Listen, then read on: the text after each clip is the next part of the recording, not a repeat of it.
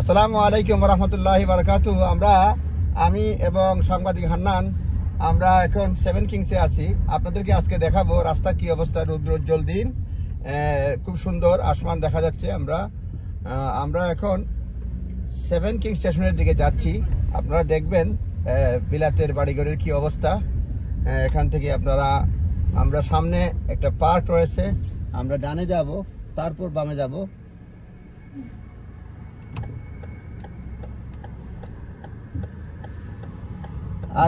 আজকে talk of the community হচ্ছে যে শেখ হাসিনার বোনের মেয়ে টিউলিপ সিদ্দিকী এমপি, তিনি আগামী সপ্তাহে ব্রিটেনে সফর করতে আসা বাংলাদেশের প্রধান উপদেষ্টা নোবেলজয়ী ডক্টর মোহাম্মদ ইউনূসের সঙ্গে দেখা করতে চাচ্ছেন। করাপশন নিয়ে তার বিরুদ্ধে যেসব এলিগেশন রয়েছে, অভিযোগ রয়েছে, সেসব বিষয়ে তিনি কথা বলতে চান। তিনি হাউস অফ পার্লামেন্টে দাওয়াত দিয়েছেন, আমন্ত্রণ জানিয়েছেন। কিন্তু নর্মালি আমরা দেখি উপদেষ্টা নয়, একজন নোবেল শান্তিতে নোবেল বিজয়ী একজনের সঙ্গে দেখা করতে হলে আমরা জানি রাষ্ট্রপ্রধান বা সরকার প্রধানকে অনেক কাঠখড় পোহাতে হয়। সেই ক্ষেত্রে এখন তো উনি বিশেষ করে বাংলাদেশের প্রধান উপদেষ্টা, সেই ক্ষেত্রে তার ব্যস্ততা আরও বেড়েছে, প্রোটোকল বেড়েছে। সেই ক্ষেত্রে দেখা সাক্ষাৎ পাবেন কিনা সন্দেহ। একদিকে আওয়ামী লীগ নেতৃবৃন্দ তাকে প্রতিহত করার ঘোষণা দিয়েছে, আরেকদিকে তার ভাগ্নি মানে শেখ হাসিনার বোনের মেয়ে তার দেখা করতে চাচ্ছেন, তার কাজের প্রশংসা করেছেন। এটা অনেকটা আওয়ামী লীগের জন্য বুমেরাং হয়ে দাঁড়াতে পারে। যদিও তারা বলছেন চ্যালেঞ্জ, একজন এমপির সঙ্গে একজন প্রধান উপদেষ্টা নোবেল বিজয়ী চ্যালেঞ্জ কীভাবে হয় জানি না। এতে সবচেয়ে ভালো যেটা অনেকেই মনে করতেছেন যে এটা ভালো হয় যদি কেউ টিউলিপ সিদ্দিকী বলতেন যে আমি আইনিভাবে লড়াই করব। এটাই হচ্ছে একজন ব্রিটিশ পার্লামেন্টেরিয়ানের দায়িত্ব, যে বা সাহসের কথা বলা যায়, যে উনি যদি বলতেন আইনগতভাবে আমরা মোকাবেলা করব, যাই আসুক, তাহলে তার মুখ উজ্জ্বল হবে। কিন্তু দেখা করে ভুল বোঝাবুঝি মিটমাট, একটা অভিযোগকে ভুল বোঝাবুঝি মিটমাট, এটা অনেকের কাছে বোধগম্য নয় কিভাবে। আর পাশাপাশি আওয়ামী লীগ একদিকে বলতে প্রতিহত করবে, আরেকদিকে তাদেরই নেত্রীর বোনের মেয়ে বলতেছে না, তাকে স্বাগত জানাচ্ছে। এটা কি মানে কোনোভাবেই এক করে দেখা যাচ্ছে না। দেখা যাক কি হয়, আমরা দেখবো পরবর্তীতে। আমরা এখন দেখতে চাচ্ছি এবং সেভেন কিংস হাই রোডে আসছি আমরা।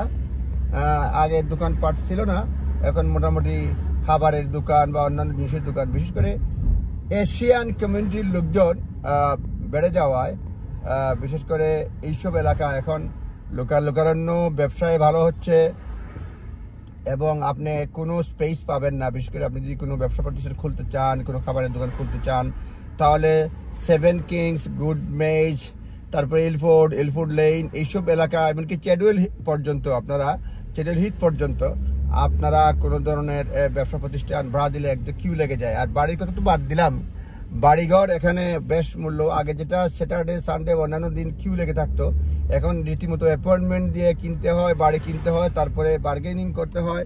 তারপরে কোনো বাড়িতে কেউ যদি একটা প্রাইস বলে, আরেকজনের আরো 5 গুণ বেশি বলে দিতে, যার ফলে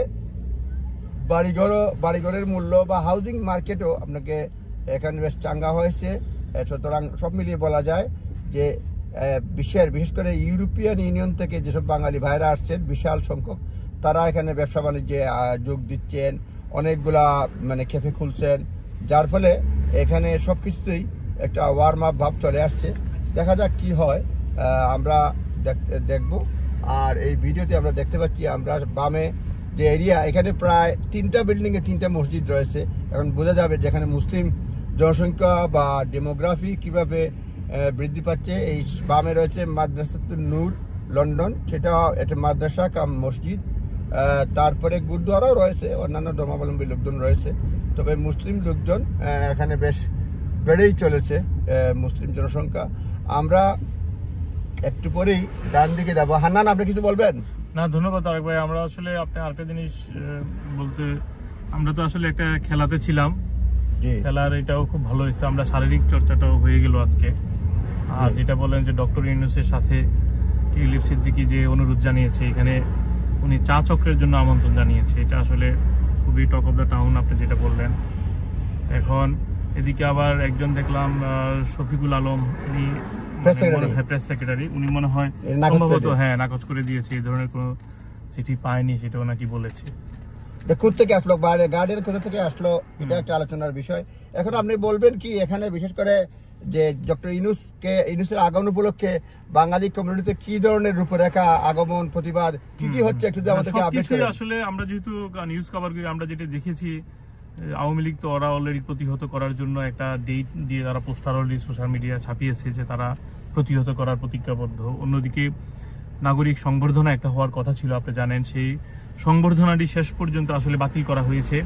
সেটি গিলহলে হওয়ার কথা ছিল প্রায় 200-250 গেস্ট নিয়ে, সেটা বাতিল করলেও তবে ছোট একটি ছোট ভেন্যুতে ছোট পরিসরে আরো যারা একেবারে কমিউনিটির হর্তাকর্তা রয়েছেন তাদেরকে নিয়ে হয়তো বা মিটিংটা হতে পারে বা ছোট পরিসরে হবে।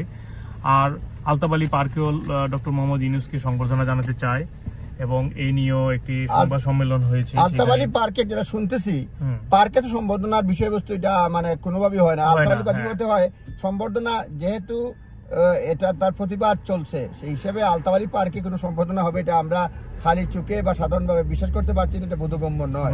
আলতাবালি সেখানে হতে পারে তার সপক্ষে জনসভা হতে পারে, কিন্তু তারা তো সম্বোধনা এখানে হতে পারে না, সিকিউরিটি ব্যাপার। একে তো উনি নোবেল শান্তি বিজয়ী, প্রাইম মিনিস্টার বা উপদেষ্টা হওয়ার আগেই তার সঙ্গে দেখা করতে হলে তার অ্যাপয়েন্টমেন্ট, সম্বোধন সবকিছুর ব্যাপারে একটা রেস্ট্রিকশন রয়েছে। আমরা জানি ডক্টর ইউনূস বিশ্বের 7 জন ব্যক্তি বা 11 জনের ব্যক্তি বলা হচ্ছে যে 11 জন ব্যক্তি বিশ্বে যিনি আমেরিকান কমিশনাল অ্যাওয়ার্ড, প্রেসিডেন্সিয়াল অ্যাওয়ার্ড এবং নোবেল পুরস্কার এই 11 জন ব্যক্তি পেয়েছে, তার মধ্যে একজন ডক্টর মোহাম্মদ ইউনূস। সুতরাং এসব ক্ষেত্রে যারা বলছেন যে ডক্টর ইউনূসের সম্বর্ধনা হবে আলতাবালি পার্কে, এটা হাস্যস্কর ব্যাপার আমি বলবো। এটা হতেই পারে না, হতে পারে তার সমর্থন একটা সভা হতে পারে। আর আমরা দেখছি যে ডরচেস্টার হোটেলের সামনে আওয়ামী লীগ তার প্রতিবাদ সভা ডেকেছে, তাকে প্রতিহত করার ঘোষণা দিয়েছে। এটা একটা জিনিস। আরেকটা যে আমরা আমাদের কাছে একটা চিন্তার বিষয়, যেহেতু বর্তমান অন্তর্বর্তীকালীন সরকারকে বিএনপি স্বাগত জানাচ্ছে, সহযোগিতা করছে, এখন তারা কি করতেছে? এটাও কি তারা স্বাগত জানাবে? স্বাগত তার তো জানানো উচিত, যেহেতু এই সরকারকে তারা সমর্থন করতেছে। তাদের পক্ষ থেকে এখন পর্যন্ত যুক্তরাজ্য বিএনপির পক্ষ থেকে এখন পর্যন্ত কোনো ধরনের এরকম কিন্তু কোনো বিবৃতি বা এরকম কোনো স্বভাব আমরা দেখি নাই আসলে, যে তারা আমন্ত্রণ জানাবে বা তাকে তার সাথে দেখা করবে, এরকম কোনো আসলে। যেহেতু আসলে যুক্তরাজ্য বিএনপির সভাপতি হজে রয়েছেন বা সেক্রেটারিও দেশে গিয়েছেন, দুইজন মোস্ট সিনিয়র ব্যক্তি নাই, কিন্তু এখানে আলোচনা চলছে আসলে তারেক রহমানের সাথে কোনো সভা হবে কিনা সেটি নিয়েও আমরা। দুটা বিষয়, একটা হচ্ছে তারেক রহমানের সঙ্গে সভা হবে কিনা, আর আরেকটি বিষয় হচ্ছে যে বিএনপি থাকা তো জানাবে কিনা। বিএনপি ডিএস প্রেসিডেন্ট সেক্রেটারি না থাকলে অন্য লেভেলে কর্মকর্তা কর্মচারী তো রয়েছে, লিডাররা রয়েছে, তারা তো একটা বিশেষ করে স্বাগত জানিয়ে কিছু একটা করতে পারে। আর না হলে বাংলাদেশে তো তারা স্বাগত জানাচ্ছে, কোন ধরনের বিরোধিতা করতেছে না। তবে এখানে তারেক ভাই একটা বিষয়, সেটা হচ্ছে নির্বাচন কেন্দ্রিক কিছু দূরত্ব তৈরি হয়েছে, এটা কিন্তু নিশ্চিত। যেহেতু চীনে ডক্টর মোহাম্মদ ইউনূস বলেছিলেন যে একটি দল মাত্র নির্বাচনের জন্য আগ্রহী, সেটা নিয়ে কিন্তু তারা ডিসেম্বরের মধ্যে বিএনপির পক্ষ থেকে নির্বাচনের জন্য দাবি চায় না। হ্যাঁ, তো এখন এই বিষয়গুলো নিয়ে বিশেষ করে নির্বাচন কেন্দ্রিক চায় না বলতে ডিসেম্বরে চায় না আর কি, বাকি সবাই চায় এক্সটেনশন, একটি দল ডিসেম্বরের মধ্যে নির্বাচন চায় এটা বলেছেন, বাকিরা চায় না। তো এটা নিয়ে তো অনেক আলোচনা হয়েছে। বাট আরেকটা বিষয়, যেহেতু ডক্টর মোহাম্মদ ইউনূস বলেছেন যে আগামী বছর এপ্রিলের প্রথমার্ধে নির্বাচন দিতে পারে, তো সেটি নিয়ে আমরা এখানে একটা সূত্রের সাথে, বিশেষ করে যুক্তরাজ্য বিএনপির একজন বিশ্বস্ত সূত্র বলেছে, পররাষ্ট্র দপ্তর থেকে কিন্তু একটা চিঠি পাঠাইছে অলরেডি, যে তারেক রহমানের সাথে ডক্টর মোহাম্মদ ইউনূস দেখা করতে চায়। সরকারের পক্ষ থেকে এটা চেষ্টা করা হয়েছে, কিন্তু বিএনপির পক্ষ থেকে এখন পর্যন্ত কোনো ধরনের পররাষ্ট্র দপ্তর থেকে বাংলাদেশের বিএনপিকে চিঠি দেওয়া হয়েছে যে তারা দেখা করে ডক্টর মোহাম্মদ ইউনূস তারেক রহমানের সাথে দেখা করতে চায়। এটা মিডিয়া আসে নাই, বাট পররাষ্ট্র দপ্তরে নাকি একটা চিঠি পাঠিয়েছে বিএনপি সূত্র থেকে বলা। এটা প্রটোকলে তো হয় না, হয়তো তারেক রহমান দেখা করতে হবে, যে ডক্টর ইউনূস তো দেখা করবেন না। কালের কণ্ঠে এরকম ভাবে শব্দটা লিখছে, সরকারের পক্ষ থেকে চেষ্টা করা হচ্ছে যে আলোচনা হোক, কিন্তু বিএনপির পক্ষ থেকে এটা এই ব্যাপারে এখন পর্যন্ত কোনো তারা বিবৃতি দেয় নাই আসলে। বুঝতে পারছি, বিএনপির পক্ষ থেকে আসতে হবে, যেহেতু উনি চিফ অ্যাডভাইজার, সুতরাং বিএনপির পক্ষ থেকে এটা আসতে হবে, না হলে তো হবে না। দেখা যাক। তবে একটা জিনিস, সকলে মিলে প্রতিবাদ না থাকলে ভালো হতো। আর তবে একটা জিনিস ভালো, প্রতিবাদ সভা এটা না করা, এটা বিশেষ করে সম্বোধনাটা বাতিল করা একদিক দিয়ে ভালো হয়েছে, কারণ এখানে হলেই যে আওয়ামী লীগ যাবে, একটা বিশৃঙ্খল অবস্থা সৃষ্টি হবে। এটা বলেছে যে সিকিউরিটি সেফটির কারণে এটা বাতিল করছে আসলে, এটা মানে সেফটি নোবেল উনি কয়দিন থাকবেন এখানে? 4 দিন 9 তারিখ 12 তারিখ তো হারমোনি অ্যাওয়ার্ড নেবেন রাজ পরিবার থেকে। তারপরে আর এখন পর্যন্ত আসলে মানে কখন কোন দিন আবার প্রাইম মিনিস্টারের সাথে দেখা করবেন, বাট কখন দেখা হবে, কিভাবে দেখা হবে, হারমোনি অ্যাওয়ার্ডটা এটা কোথায় অনুষ্ঠিত হবে এটা কি জানেন? না, এটা এখনো জানি না, বাট রাজ পরিবারের কোথাও ইয়াতে হইতে পারে আর কি। এখন হারমোনি অ্যাওয়ার্ড যদি মানে বাকিংহাম প্যালেস থেকে বা উইন্ডসর ক্যাসেল থেকে, রাজা এখন কোথায় আছেন? উইন্ডসর ক্যাসেলে মানে থাকেন। উইন্ডসর ক্যাসেলে, জি। এখন বাকিংহাম প্যালেসে থাকেন না এই মুহূর্তে, রাজা থাকেন না। উইন্ডসর ক্যাসেলে হলে কি তারা কি আওয়ামী লীগ যাবে সেখানে? আমার তো মনে হয় না এখানে যাবে, এটা আরো খারাপ হবে ইয়েতে হলে। যাই হোক, আমরা দেখবো মানে তাহলে কিবারে হচ্ছে। 12 তারিখে আসলে আজকে হচ্ছে কি আপনার রবিবার, কালকে আজকে হলে কি 8 তারিখে? কালকে আসবেন 8 তারিখে কালকে আসবেন, কালকে আসবেন, কালকে আসবেন। হলে কালকে হচ্ছে 9 তারিখ। তাহলে 10, 11, 12 তারিখে তুমি রিসিভ করবেন। এই দুদিন কি করবেন? কোনো কিছু কর্মসূচি কি জানা গেছে? কর্মসূচি জানা যায় না এখনো, জানা যায় নাই। তার সফর সঙ্গে কে আছে তাও জানা যায় না।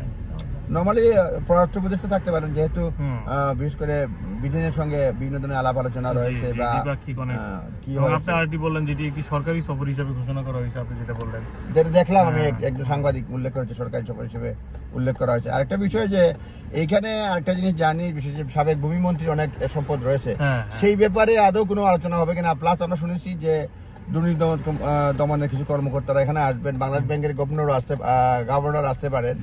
সুতরাং এইসব বিষয়ে আদৌ কোন ধরনের বিশেষ করে এখানকার ন্যাশনাল ক্রাইম এজেন্সি বা অন্য কারোর সঙ্গে কোনো আলোচনা হবে কিনা, এটাও কোনো আলোচনা, অনেকগুলো বিষয় রয়েছে, আলোচনা হয় কিনা দেখা যাক। আজ এ পর্যন্তই, আমরা আবার কথা বলবো।